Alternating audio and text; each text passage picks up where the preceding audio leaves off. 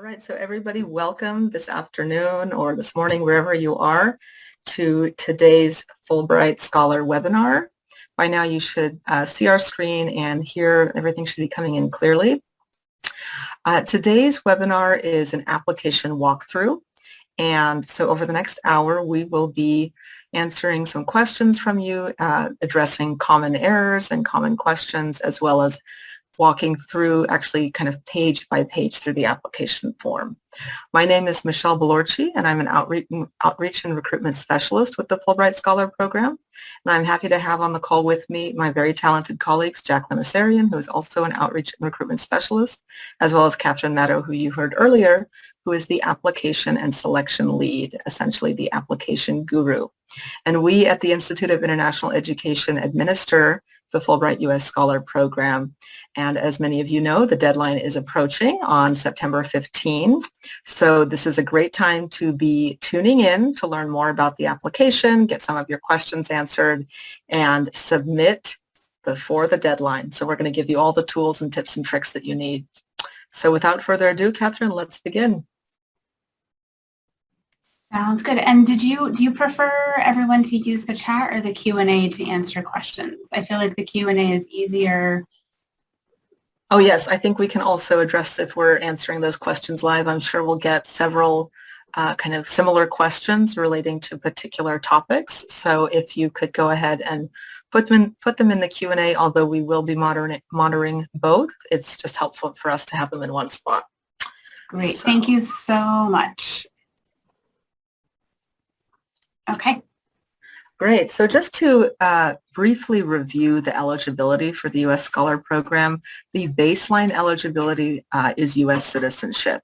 And then after that, it really depends on the particular award that you're applying to. Some do require a PhD or terminal degree. Others simply require a master's degree and particular years of teaching or professional experience. And so it's important to take a look exactly at the particular award description because it might even vary among awards in a particular country. If you've had a Fulbright award, Fulbright Scholar Award in the past, you are welcome to reapply to the program, but we ask that you wait 2 years from the time that your grant ended to the time of reapplication. And we have some guidance on reapplying as well. All right, Catherine, I think over to you next. Okay, great. So I just adjusted the Q&A. So if you had, or the chat rather, so if you have any questions, you can move those over to the Q&A. The other piece is that the webinar is being recorded today. So if you need a good way to fall asleep later after you've submitted the application, it will still be available for you. And so let's talk a little bit more about the application. So each component of the application is a piece of the puzzle. So applicants should maximize the effectiveness of the components in telling the story and making the case for their project. Our website has a lot of specifics on these components, including the content guidelines, the page and character limits for the documents that you'll upload and the essays that you'll be responding to. We do have a lot of resources on the website. We will go through some of the kind of like a highlight reel in the coming slides of the key pieces that you want to pay attention to. But I do want to note that we did have a webinar earlier this summer, I think it was in mid-May, for an application walkthrough that was a much deeper dive into it. So there are plenty of resources available. The key is to take the time to review the questions and to read the questions in the application itself. We've tried to make it as easy as possible.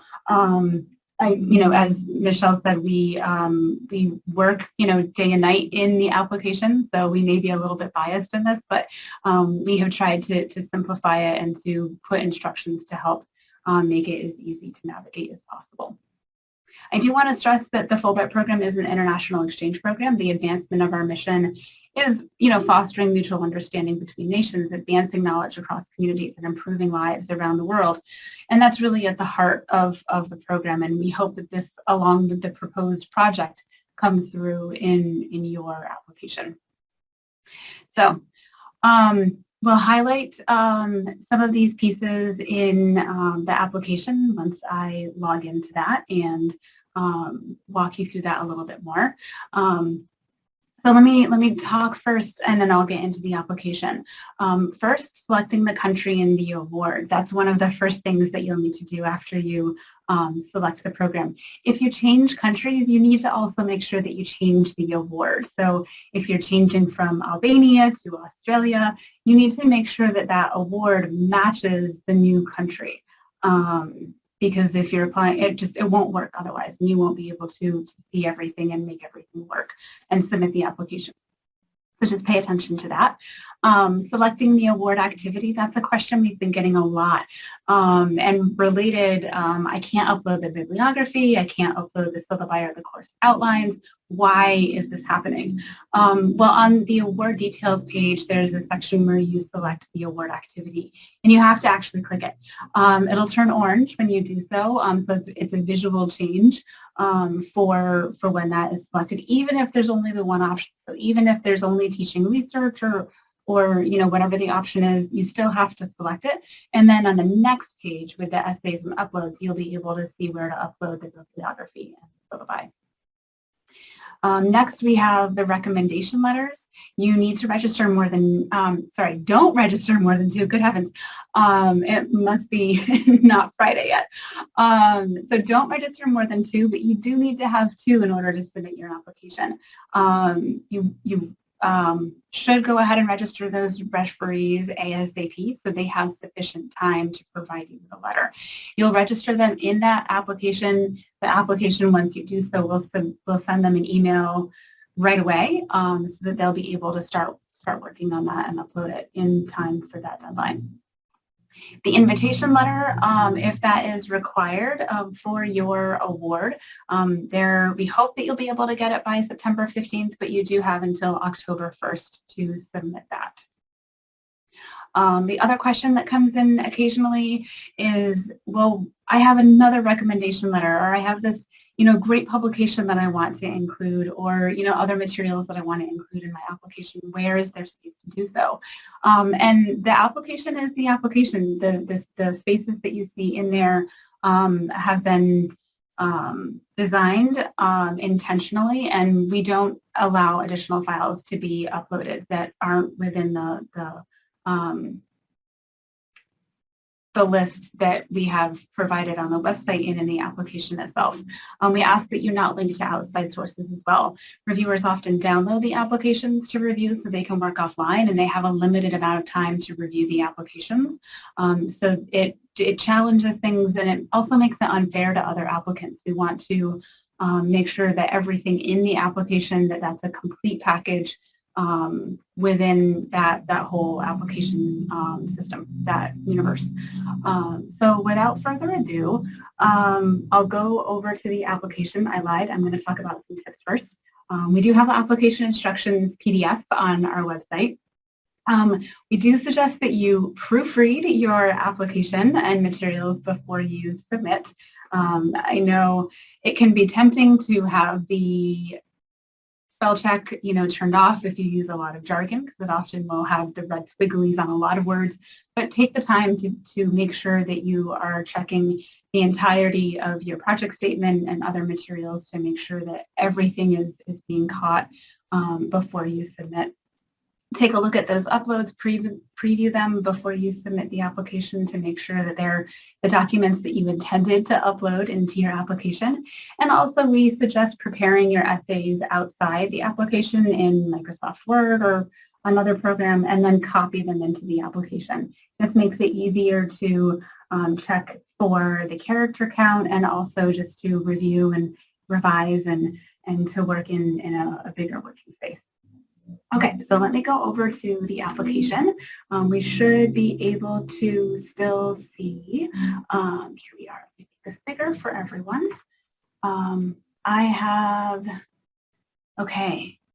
our website up, and so from here you can navigate to the U.S. Scholar page and to the application tab. Let me make this bigger. And then you can click on Begin Application. And that will take you to the application login page. Now, I already have an account, so I will go to that tab in just a second, actually log in. The other way that you can get to this is through the catalog of awards. So if you were applying to an award to Belgium, you could click on the search, find the award that you wanted to apply to, and then follow that same process from begin application process here. So let me go ahead and log in. You can see that my account here has prior applications. So this is what it would look like if you have applied previously. So you would go ahead and not open the prior application, but prior year application, but open the current year application. Go ahead and click on that. If you're starting a new application from scratch, you would take that opportunity to create the account. You'll get an email with a PIN, and you'll follow the instructions that are provided there. We also have instructions. We have them embedded in the application. We have them here as well. There's a link to application instructions that opens a PDF.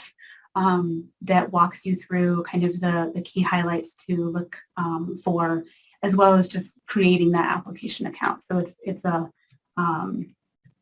meant to be a resource for that whole application phase. Okay, so we're on the home page of the actual application. We're logged in. We created the account. We're reading the instructions, and we are going to go ahead and save and continue. Now, you'll see that all of the answers have been filled in already. This is an application that I've been working on through this whole process. So I can spend a little bit more time helping to highlight some of the areas that have been challenging and help to answer some questions as we get going or further into this. Sorry. So we have questions about eligibility, and then we have questions for the program. So the program, the options are the U.S. Scholar Program, the International Education Administrator Awards, and the Fulbright Public Policy Fellowship. So the follow-up question, if you select the U.S. Scholar Program, is whether or not you're applying to an award that allows for grant activities in multiple countries. So if you are, then you would click yes, and then you would click read through the next question, and then save and continue. So that will bring you to the country and award selection page. So you'll see a warning here. The selected country and award combination is not available, which is a warning. It's reminding me to say, hey, you were applying for this award in Sweden and you changed your mind. I'm actually decided I want to apply for the Fulbright Schumann EU Affairs Award, and I want to go to one of the countries that's listed here. So then I select a country from the list. I still want to go to Belgium. And then select another country, maybe Germany. And then I'm able to proceed. So then I can continue. And then actually, if I jump ahead to the award details page, I'll show you how these pieces are connected. So on the award details page, then you'll be able to see where, if I scroll down, it asks about the award activity. So see how this is just white and it says you have to select it. So I select it and it turns orange. And now, so if I unselect it and go to the following page with the essays and uploads, you'll see, okay, so I have my essays, I have my test text here, and this is where I've uploaded my project statement and my CV and a letter of invitation. But wait, there's no spot to upload my bibliography or CV, and I know that I need at least one of those. So what happens? So let me go back to that award details page and make sure that that was selected, which we know it wasn't, but you'll want to make sure that it's selected. So it should turn orange. And if it turns orange, and then continue on, hit save and continue.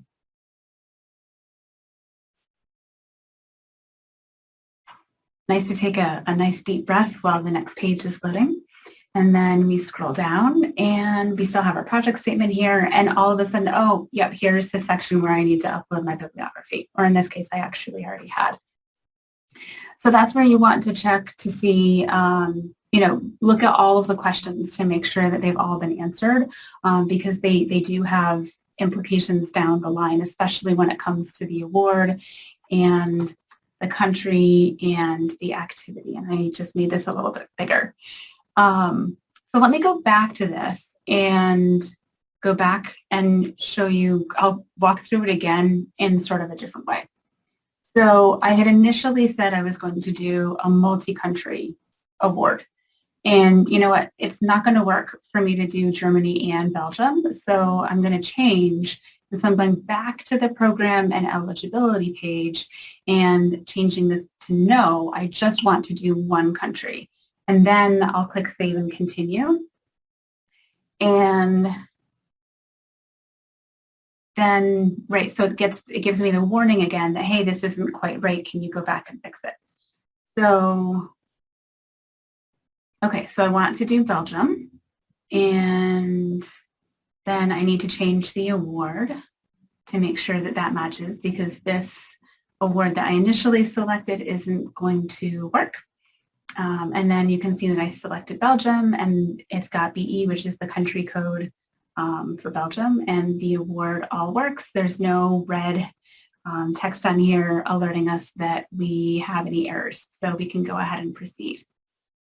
So let me go ahead and continue, and we'll pick this back up further in the application. So your personal information, biographical information, you'll enter all of this into your application. Your country of citizenship will be grayed out. So if you have other countries of citizenship, you can go ahead and list them in the box here. If you need to select more than one, you can use the control button on your keyboard. If you're naturalized, if you have any misconduct pieces that need to be entered into the application, that would be the place to do so. And then dependents. I know that we had a question about dependents and where we enter those. So I apologize. Let me go back to the personal information. So on the dependents, you'll enter here, indicate the number of dependents you expect to accompany you on the grant. So here I've entered 2. In that case, you would want to enter to the best of your knowledge. We understand that this may change in the year to come. So that to the best of your knowledge, go ahead and enter that number. And then the next page, dependents will appear. So if you hadn't entered any and you need to, you want to go ahead and do that on that personal information page, and then you can enter your dependents information here. So I've already entered this. I have 2. So that's there. I can continue on to the next question. Okay, so your contact information, this should be pretty self-explanatory. It's your permanent address.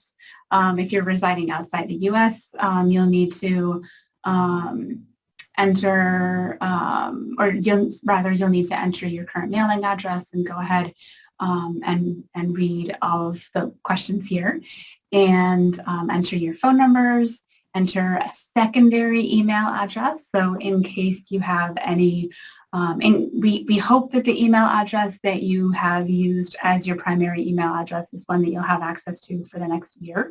But having a second one in here really helps as a backup for that.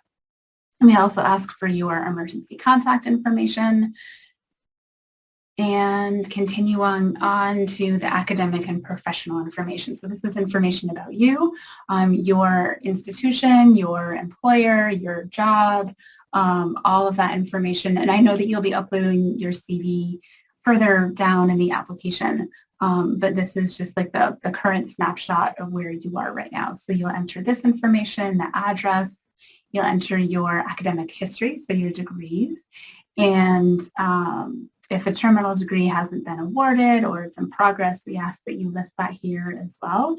So that is included here. Your accomplishments go into the text boxes here. There are character limits. It's 150 characters. So that does include spaces and punctuation.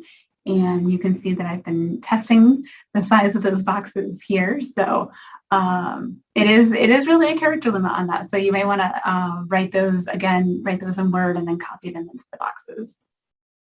If you've had or received or been awarded a Fulbright Scholar Grant in the past or any other types of Fulbright grants, you'll enter those here.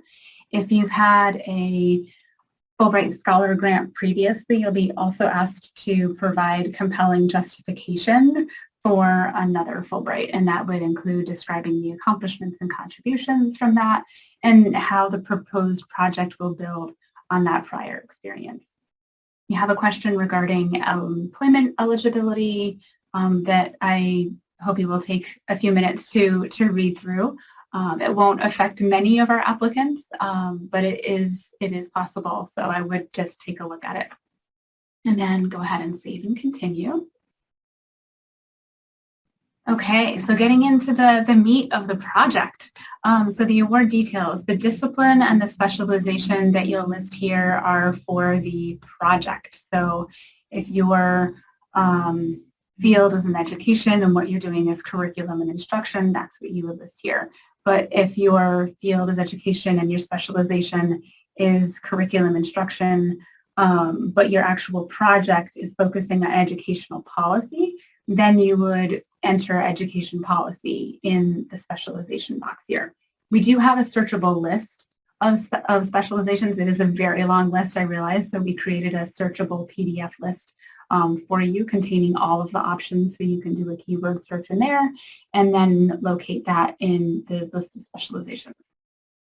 We also ask for you to enter any additional details about that specialization or discipline of that project. As long as that list is, you can only select one for the specialization, so this can help for you to describe kind of where your project fits or sits, if it's within one discipline, if it's multidisciplinary, interdisciplinary. It really helps us to kind of understand that context a little bit better in your application. Let's see. Practicing medicine or nursing is not authorized. So if you need to have a license to practice what you're proposing to do in your proposal, I need for you to take a look at the requirements around this. So if you're in medicine or nursing, please take a closer look and related fields. Let me go back to the academic and professional information page. And we had a question come in about institution names. So here I had one listed. It's a responsive list. So if you start typing, let's see. So maybe I'm at the University of Albany, so I type in Albany, but then, there's a lot of options because there's, Albany in different states. So I click on that continued button, and then I can scroll through and see, okay, SUNY at Albany is the option that I want. So take a moment to look at that list to see if the option is in the list. If it's not, it will let you type that list in. Or if you're not employed by a college or university, you can do that. But if you're an independent or unaffiliated applicant, we ask that you enter no affiliation as your institution or employer. So that is one of the handy things about it being responsive, is that it allows you to have everything kind of lined up a little bit more easily. Okay, moving on.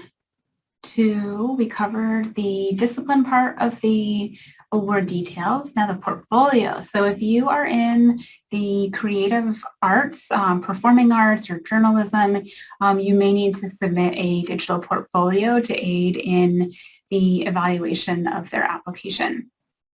So this is where you would indicate if you'll be uploading one. If you're not, you'll be asked to explain why not. And this is only if you select one of the relevant fields for that would require a portfolio. So if you're in chemistry, this is not going to be an option. If you're in anthropology, this won't be an option. But if you're in photography, this will be an option for you. Same with creative writing. And so I said yes. So if I jump over to the portfolio page, that will allow me to see materials here, and I can upload additional items. I had forgotten the items that I had uploaded previously. I'm going to select one. I've got my test application materials and let's see, portfolio item 1. Look at that, I labeled it. Okay, so I can start the upload of that. It might take a minute. Let's see. Okay, so I can preview it. So I have an image here, and I will be able to edit the details on this image. So I can enter the title of it, I can enter the year, the size, and so on for that item. I can also indicate that it should be a representative work. So that means it will be when people view the items in my portfolio later, they'll be able to see, let's see, continue, yes. They'll be able to see that item first in the list of materials. And you're able to rearrange the items in there as well. But I mean, you can set it up so that it you know, there is, and you may have a reason to set it up so there's a specific flow. But in reality, reviewers may click in a different order.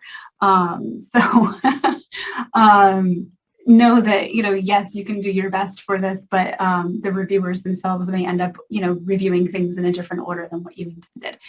So if your field is one of those that is in the creative and performing arts or journalism, then you would need to have that portfolio or include an explanation of why there isn't portfolio materials. But if your field isn't one, then you won't have that as part of your application. So award activity, we've gone over this, but you know what? I changed awards. So I'm glad to see that this is, that, you know, for here, I need to go back and, right, I need to check to say, oh, you know what, actually I want to do teaching and research. So you do need to select this. It did change orange to orange. And, you know, I'm going to do, let's see, 65% teaching, research 35%. It's, you know, the best to the best of your you know, thinking in terms of as you're proposing this. And then, okay, so the start date and the grant length, you know, let me go back to that award description and see what it said. So it said 3 to 9 months, and it has to occur between September 22nd and June 2023, or September 2022 and June 2023. So scholars who wish to spend an academic year, so the full 9 months in Belgium, should justify that duration in their application. That will, of course, depend on the award and your project. So I'm going to say September. Excuse me, I'm going to say 4 months fall in Belgium. Sounds delightful. And let's see, I need to change institutions. And this also is a responsive field with the institutions. And probably could have chosen, let's see, there was another award for Belgium, Hasselt University.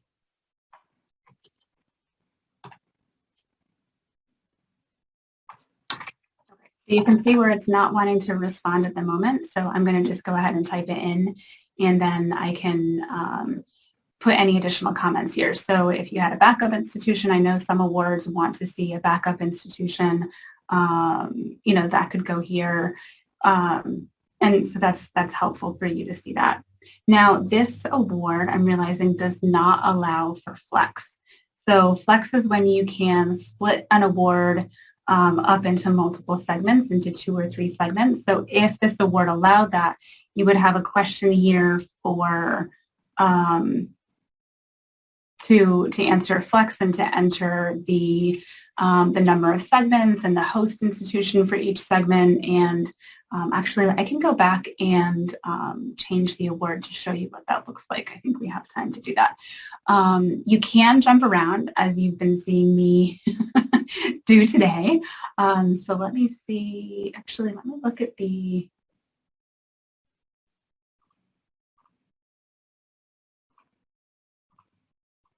I'm going to go back to the award and see what my options are for flex. Okay, so Belgium doesn't have an option for Flex, but I know other countries do. Let's do search. Okay, let's pick Armenia. Okay. We will go back to the country and the award.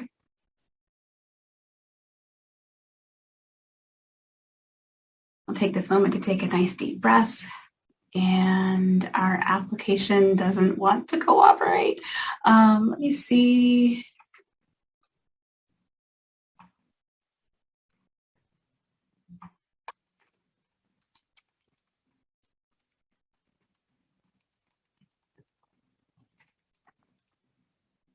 Okay, so it looks like the application might be down. I know we have Hurricane Ida running up the East Coast at the moment, so it is entirely possible that our application is having a moment. So let's switch back over to the PowerPoint, and I will help talk you, through more of the application, and we can answer some questions. So what I was going to do is go back to the country and award selection, find an award that allows for Flex, select the country, select the award again, and then go to the award details, select the activity, and then enter the information for the Flex segment. Now, if you decide you don't want to do Flex, just clear those fields and go ahead and continue on with your application.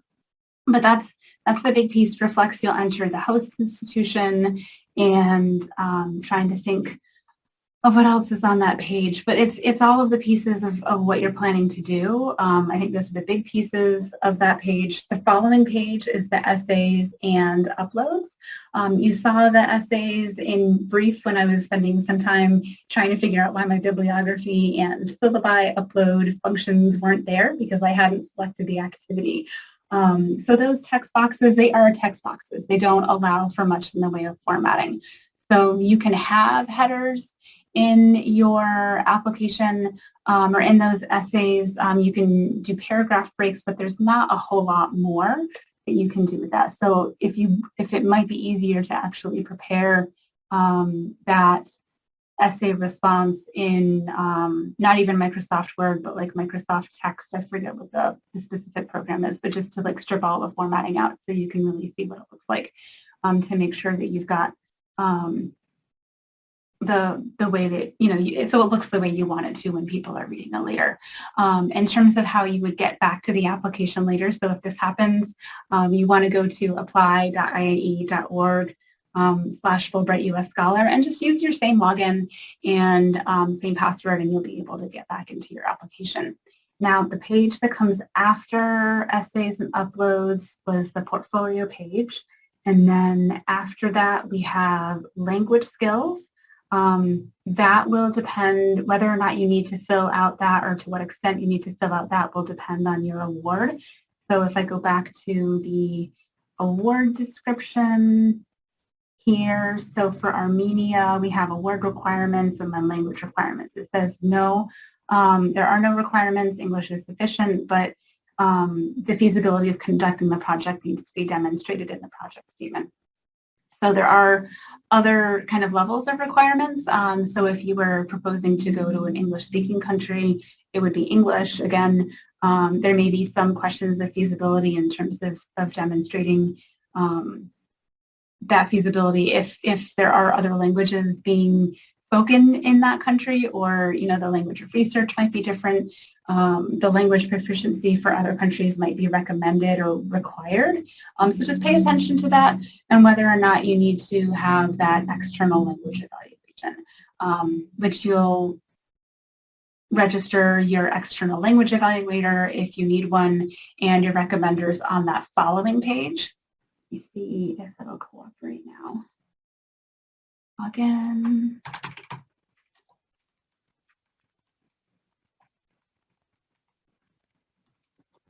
Always a good question of did I spell my password right? I did. Okay, so we're back in business. Great. Okay, so portfolio, language skills, we were just talking about. This is what this page looks like.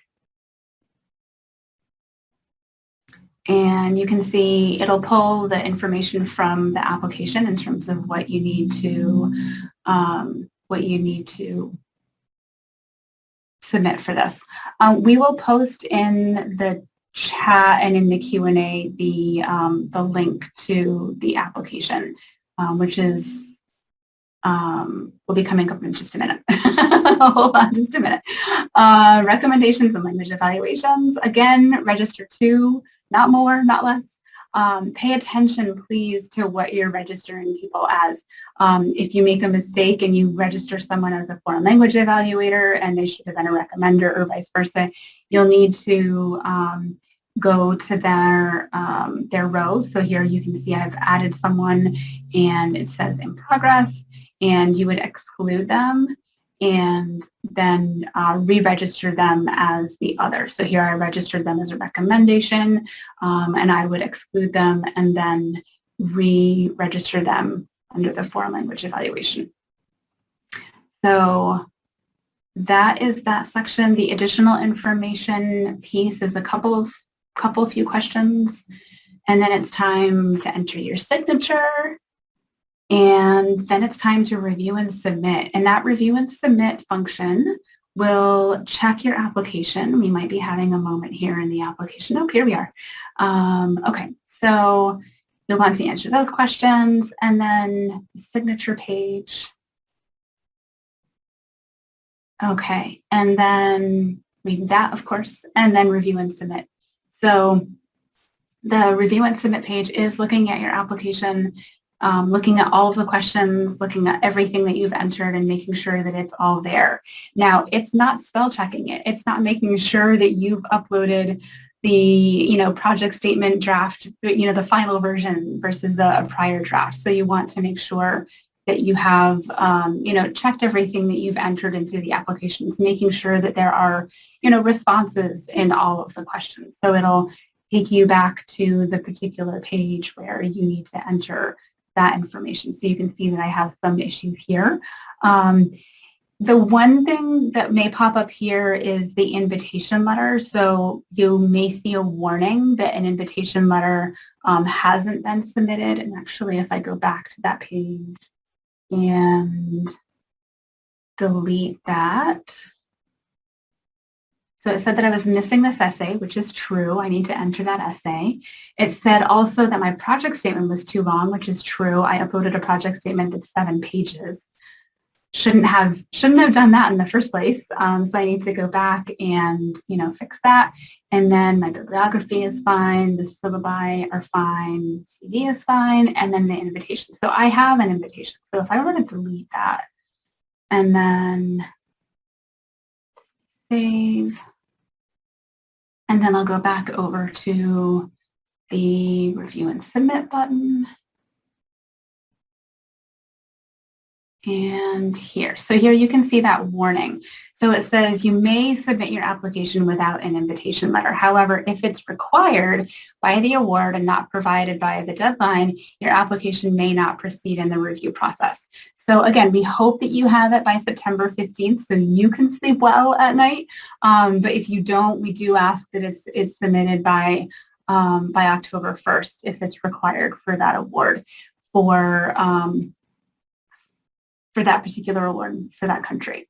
So I think that takes us through the bulk of the questions that we had, or rather the material that we had. So let's shift over to questions. I'm trying to read and talk at the same time, and it's not working. So I appreciate your patience in that. So I'll turn it over to my colleagues to see what questions you all have. Thanks, Catherine. Sure. We have been getting, so we've just got about less than 20 minutes till the end, and we have a lot of questions, but I'm seeing a lot of reoccurring questions about the letter of invitation, literally from, A to Z. So I've been putting in the link to our guidance, which is on any of the awards you click on. You'll notice the blue button will take you right to that guidance, and there's extensive guidance about the letter of invitation. So the first thing I'll note is that the letter of invitation is the only piece of the only component of the application package that can be submitted up until October 1st. So we've given an extension for that, but the letters of recommendation, so the 2 references, those are due with the application on the 15th. So the first thing is the deadline is October 1st. You can send the letter if you receive it before that. Please send it to the program officer listed in the award to which you're applying. So for example, the award that Catherine is showing indicates that Kimberly Williams is the program staff and the email is listed right under her name. So that's the first thing. The other thing we're getting are questions about what the letter of invitation should include. So Catherine, if you could go to that guidance that I was mentioning. Right, here we go. So there's some bullet points we have, and I'll just point out that we actually don't have a template, but we do have the video that's very helpful, as well as all of this extensive guidance in terms of, do you need one? Do you not need one? What happens when you want to seek one out? How do you do that? What the guidance is on that. So it's pretty comprehensive, but in terms of what we're looking for, it does need to be on letterhead. If it is electronically signed, that is fine, I believe. Correct, Catherine? An electronic signature? I mean, I think these days especially, I think people understand if it's electronically signed. And I mean, for the most part, we'll receive them on letterhead. There are some instances where, an email chain is acceptable. But I do want to be clear, the application, you need to submit the application by September 15th.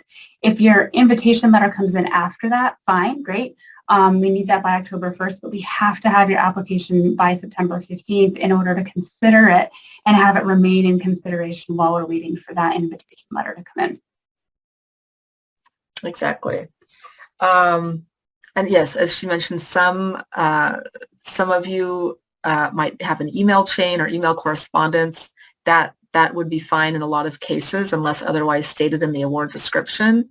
For those of you that are applying to awards that allow projects in multiple countries and you have an invitation right now and it's in your application form and you're anticipating the second letter to come in, but it might come in after you submit on the deadline, again, just email it to the program staff. The best practice that we ask for is that you go back and take both of those letters and combine them into a single PDF so that it's just one file, and then send it to the program officer who can just, remove the previous one and upload the combined file. So that is the preference that we have.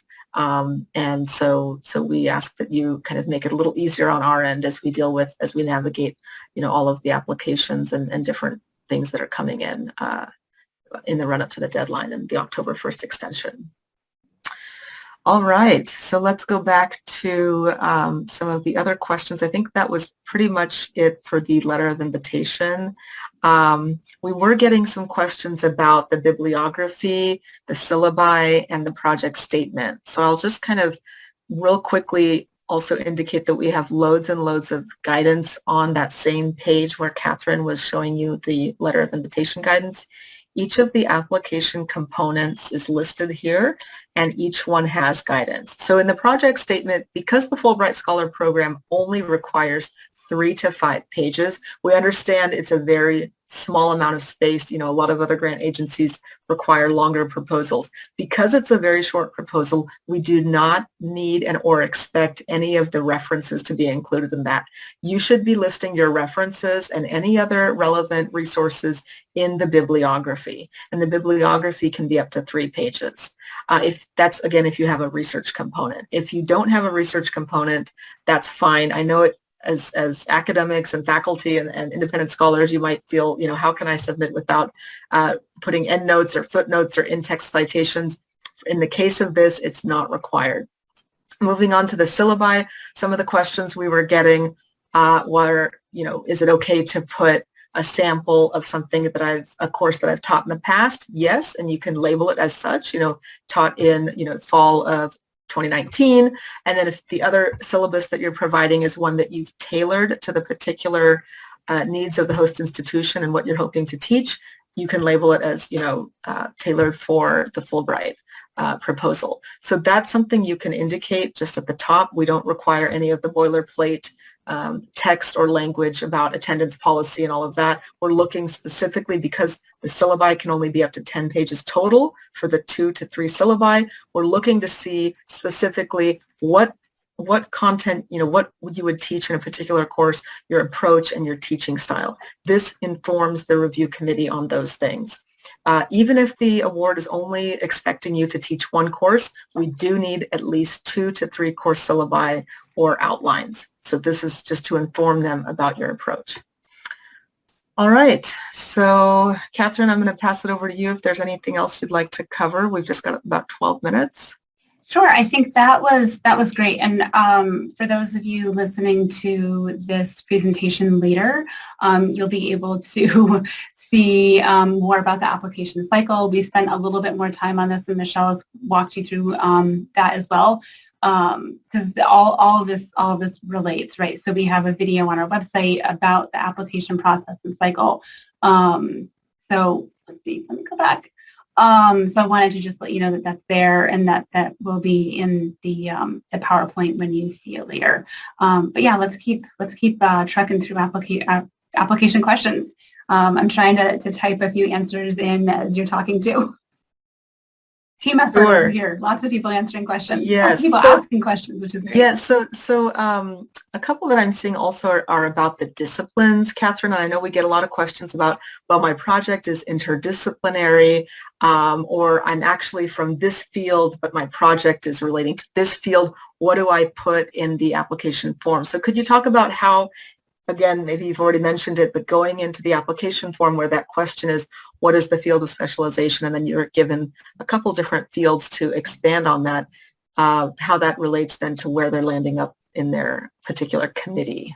Sure. So on that award details page, we have the first section is the academic discipline. And so this will be the discipline and specialization for your project. So yeah, absolutely. If you are, working at the cross section of, you're working in social justice. So maybe your application has or proposal has pieces, elements of sociology and criminal justice and political science and history, and it's all of these different pieces.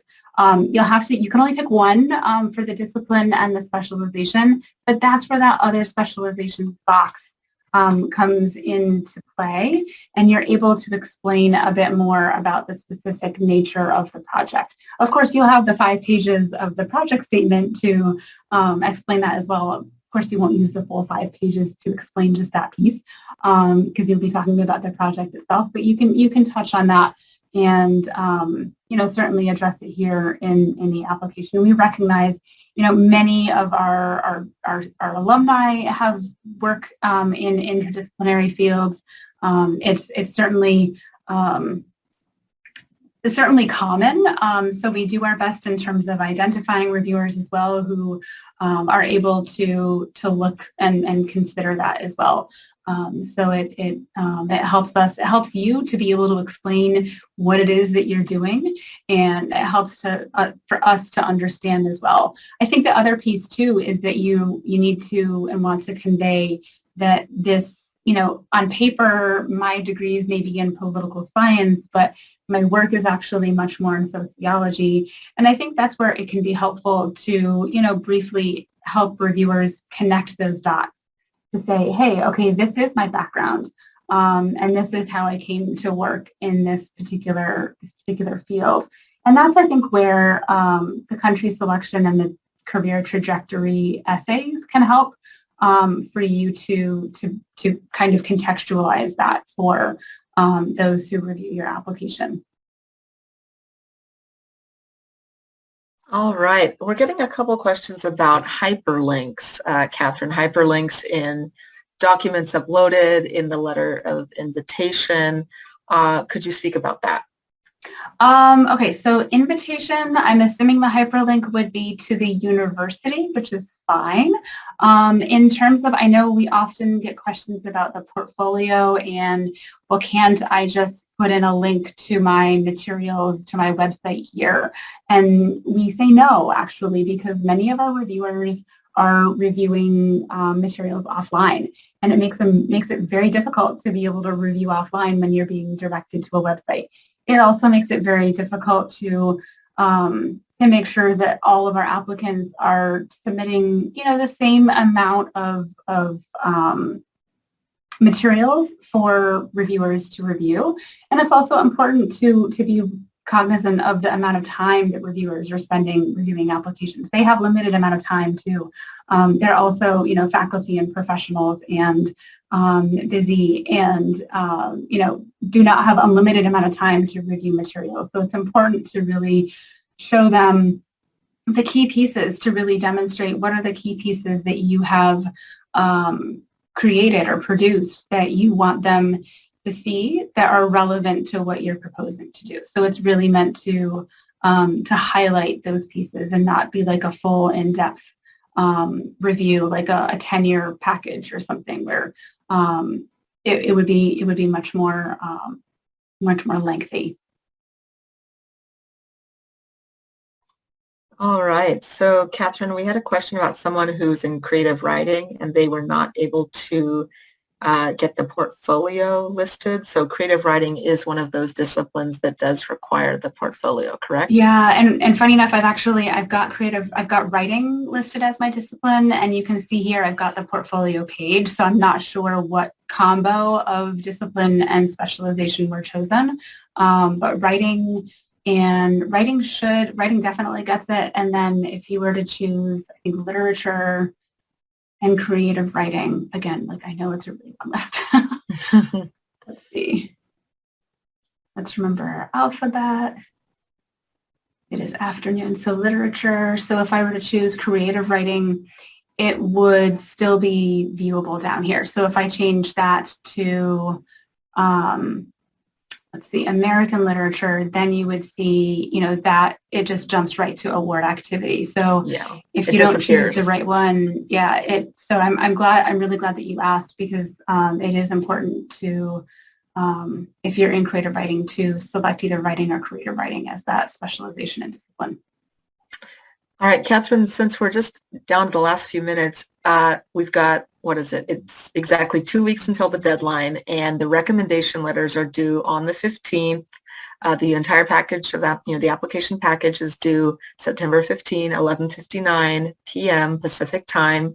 So how can applicants check to see if their recommendations have come in, their language evaluations, and how can they send reminders? We might have gone over that, but just for those that have joined late, if we could just go over that to see, to show them that even after submitting their application, they can check on that. That's a really good question. Let me come back to that. Let me do a couple of things to complete this award, and I'll actually be able to submit. Can you answer a couple questions? Sure. All right. So we're getting some questions about the kind of review process once applications are submitted.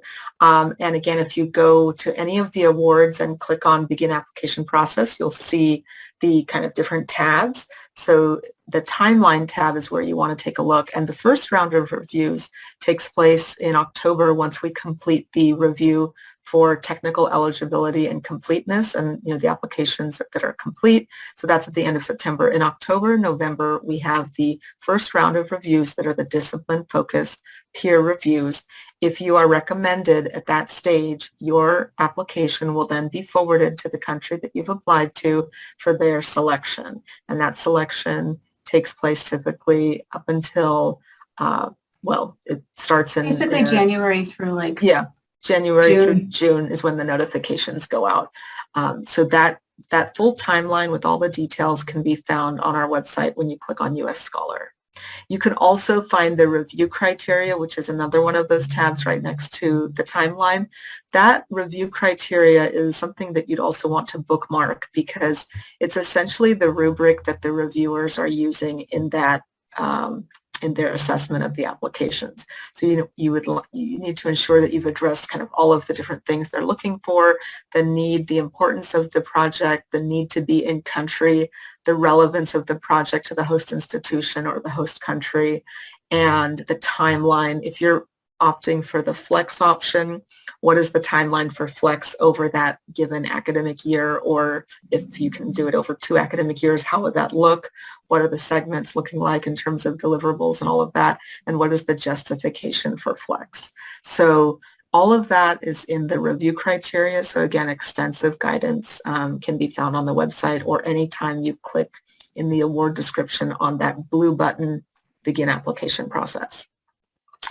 All right, so let's take a look. We have a question about the letter of invitation not in English. So if the invitation you receive is not in English and you are able to translate it, simply provide the English translation and combine the 2 files so that it's one PDF, and that's absolutely fine. So we don't, in the case of the invitation letter, we don't require a certified kind of official translation. If you're not able to translate it, anybody that speaks that language and understands it and is able to translate it, that is fine, especially because the final stage of reviews is in the country, so it is a binational committee.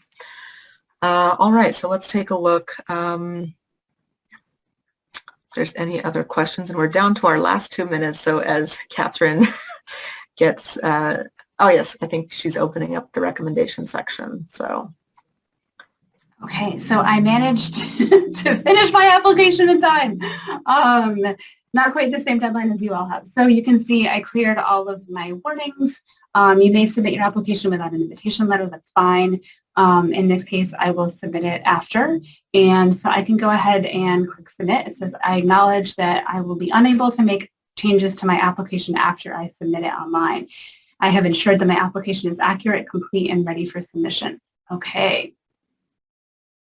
Of course, I know the minute I submit something, I look back at something and I say, oh man, I forgot to spell check that one thing. Don't be that person. Take the time if you can to check everything before. Look at those red squiggly marks. Take off, all of the jargon checking and just do a full check of your, a full spell check. Okay, so you can see here, this is what it looks like when you've submitted. If you've submitted for prior competitions, they will show up here, up in the upper right side. And then if you have any materials missing, they'll show up here, like my recommendations are still missing. Michelle, I don't know what's taking you so long. I just registered you 5 minutes ago. So if you could please get my recommendation letter in today, that would be great. But seriously, take the time, try not to wait until the last minute to do this. I know it's so hard to find that time to just check through everything, but everything is here, so if I need to revisit the recommendations page, I can, and see it'll take me back to the recommendations page, and I can say, you know what, actually Michelle just said that she's not going to be able to do this, so let me exclude her. She's just got a lot on her plate right now, and let me add someone else. So then I would be able to add someone else and be able to have them do that letter of recommendation post haste. And then also if you wanted to remind somebody, let's say Carl wasn't getting his in on time, just to remind him, we can send a reminder, yes. Yeah, and you can put a note in there.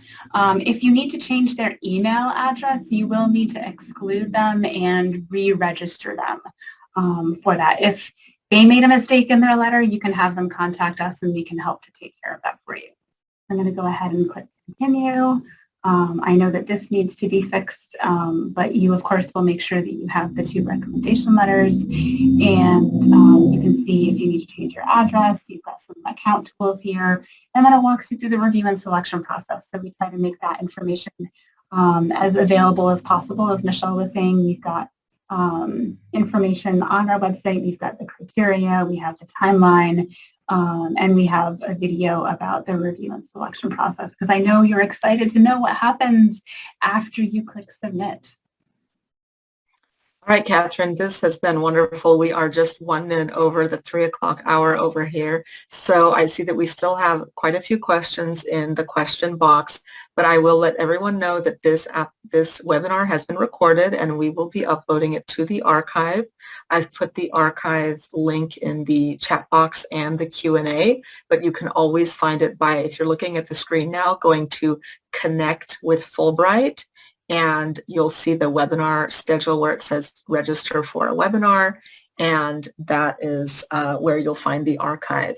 If you have questions relating specific to the award that you're applying to, please email the program officer listed in the award description.